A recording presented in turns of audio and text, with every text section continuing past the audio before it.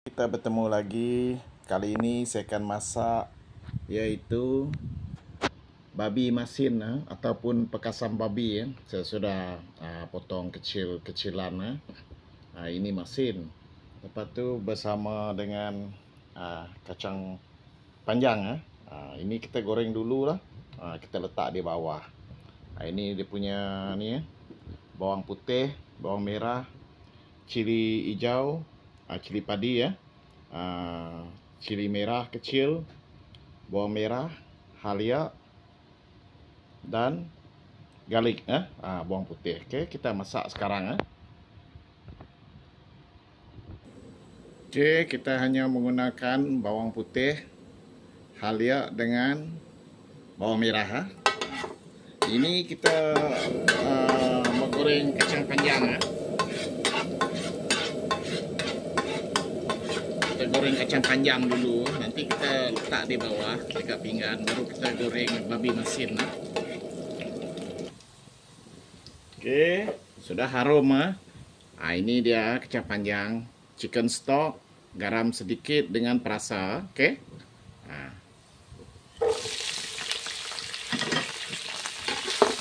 Kita bagi api kuat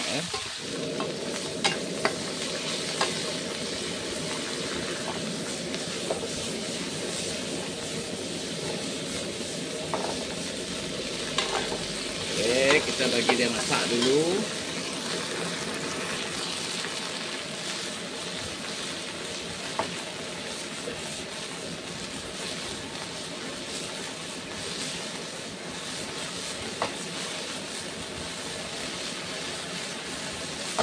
Okey, sudah cukup macam ini jangan terlampau lembut Okey, kita tutup api, kita pindahkan dekat pinggan dulu takut dia terlampau masak.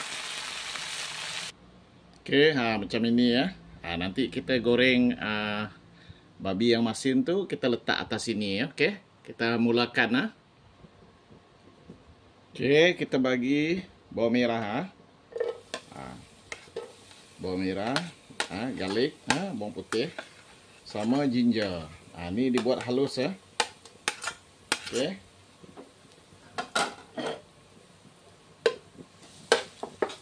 Tu kita bagi ni wangi dulu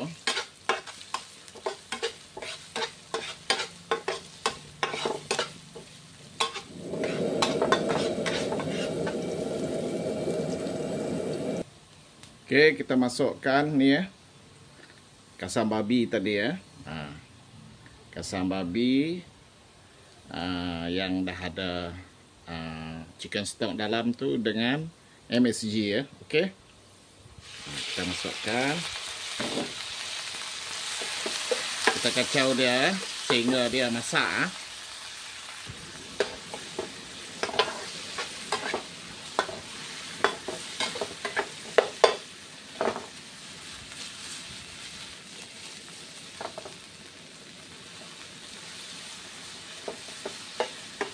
api sedang sederhana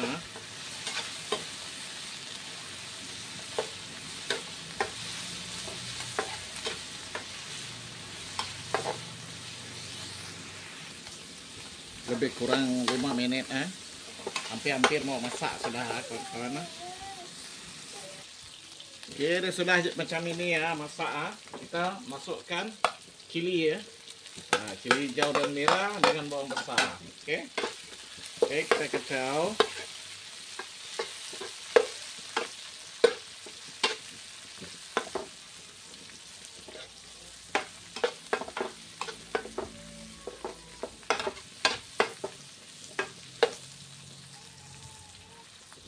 Okey, sudah masak kita akan tuang dekat pinggan Okey. Tutup api. Okey, kita tuang ini dia. Kita tuang pakasam ni di atas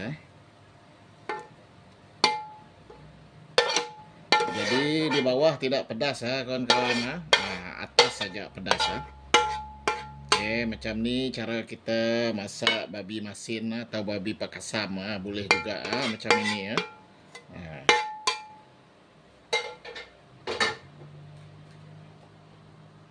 Okey, macam ni Oke, ini dia tadi ya cara kita goreng babi pakasam dengan kacang panjang. Oke. Cara ini lebih sedap kawan-kawan, boleh coba di rumah. Cukup pedas.